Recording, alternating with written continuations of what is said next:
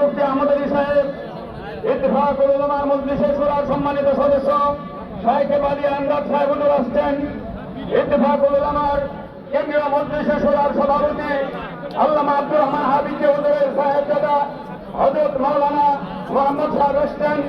এছাড়াও ময়মনসিংহ থেকে বহু উলামায়ে কেরাম আসছেন, যারা এই ভিড়ের কারণে এখানে আসতে পারেননি।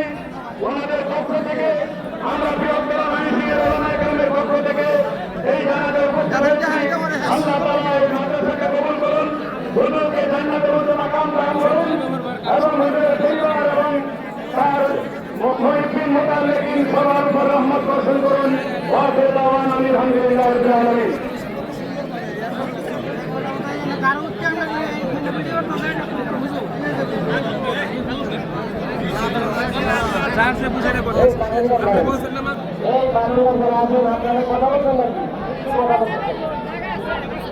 ভাই লাশ দেখানো হবে না, লাশ রুমের ভিতরে নেওয়া হয়েছে, জানাজার জায়গার সুবিধার্থে লাশ ভিতরে দেওয়া হয়েছে, সুতরাং লাশ দেখার কোনো সুযোগ নেই। আপনারা মাদ্রাসার দোতলা তিনতলা এমনকি ছাত্রদের দেখে নিয়ে যেতে পারেন। সম্মানিত উপস্থিতি ভাই কথা বলি না ভাই, সম্মানিত উপস্থিতি, আমরা জানি হযরতের সাথে সকল স্তরের মানুষের সম্পর্ক ছিল, প্রত্যেকে ভালোবাসার কাজে আসছে।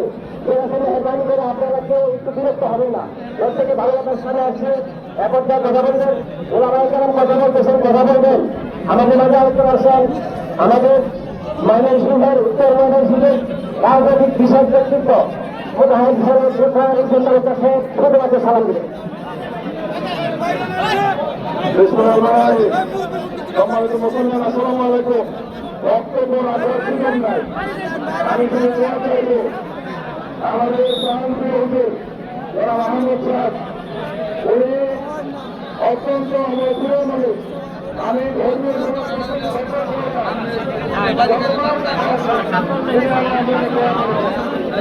আমরা সবাই মিলে দোয়া করব।